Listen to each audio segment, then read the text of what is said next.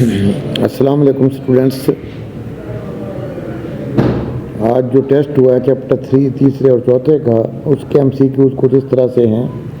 पहला है x dy plus y d x is equal to, ये डिफरेंशियल है एक्स वाई का, प्रोडक्ट टूल से डिफरेंशियल लिया गया है, तो पहले का ऑप्शन होगा D, differential of x y. दूसरा है ये if integral of e raise to power A x a into f of x f prime x, ये ब्रैकेट में फंक्शन का डेरिवेटिव लिखा हुआ है, तो इसका ऑप्शन ए बनेगा e raise to power A X F of X plus const of integration C, तो दूसरे का ऑप्शन होगा ए।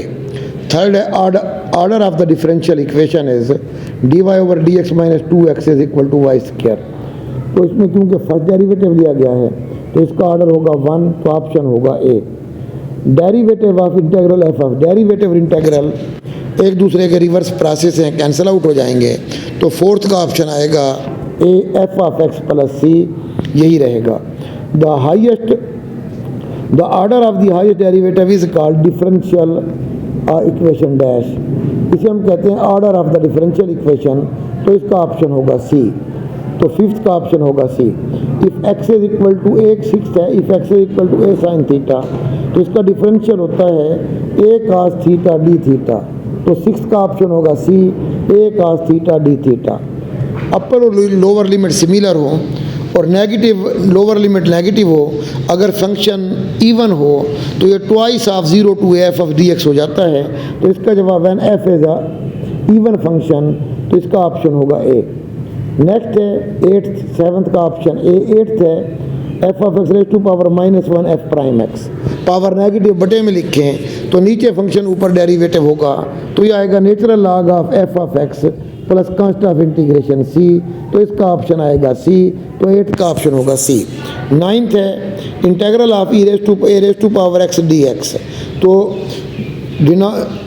बेस में कांस्टेंट है, ऊपर वेरिएबल है, ये एक बार वैसा ही रहेगा और बेस का डेरिवेटिव इसे डिवाइड कर जाएगा, तो इसका ऑप्शन होगा D, A raise to power X natural log of X. Tenth है minus A to F of X D X, अगर लोअर और अपर लिमिट सेम हो और नेगेटिव और लोअर, तो इसका जवाब 0 होता है, फंक्शन इज ऑड, तो टेंथ का ऑप्शन होगा B, odd function. Y is equal to F of x, then dy over dx is equal to f prime x represent the slope of tangent line to the curve, तो इसका option होगा A. The first derivative give the slope of tangent line, तो 11th का option A होगा slope.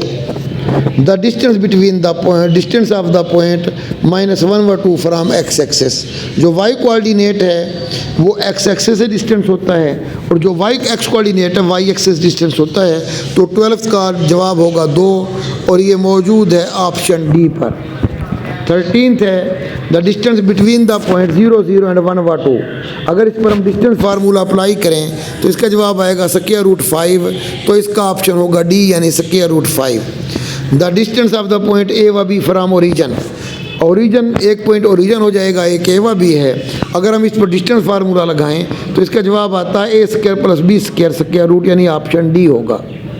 If alpha is the inclination of a non vertical line then its slope is, तो slope होता है 10 alpha, तो 15th का option होगा सी, यानी 10 अल्फा। द लाइन 16th है the slope of the line with inclination 90 degree, अब slope होता है 10, तो अगर इंक्लिनेशन 90 डिग्री है तो 10 90 अनडिफाइंड होता है, तो इसका स्लोप अनडिफाइंड हो जाएगा, तो इसका ऑप्शन होगा डी, यानी 16 का ऑप्शन डी होगा undefined. The slopes the lines with slope L1 and L2 with slopes M1 and M2 are perpendicular if M1 M2 is equal to -1, यानी 17th का ऑप्शन होगा ए। नेक्स्ट है 18th, the slope intercept form of the equation of line is y is equal to mx plus c, तो इसका जवाब होगा B, 18th का option होगा B. Altitude of triangle are concurrent, तो 19th है किसी भी ट्राइंगल के अल्टीट्यूड कंकरेंट होते हैं, तो इसका ऑप्शन होगा सी। 20th है the point which is equidistant from the vertices is called is concurrent, तो वो पॉइंट जो इक्विडिस्टेंट फ्रॉम वर्टिसेस कंकरेंट, उसे हम सर्कम सेंटर कहते हैं, तो इसका ऑप्शन हो 20th का ऑप्शन होगा सी। थैंक यू वेरी मच, अल्लाह हाफिज़।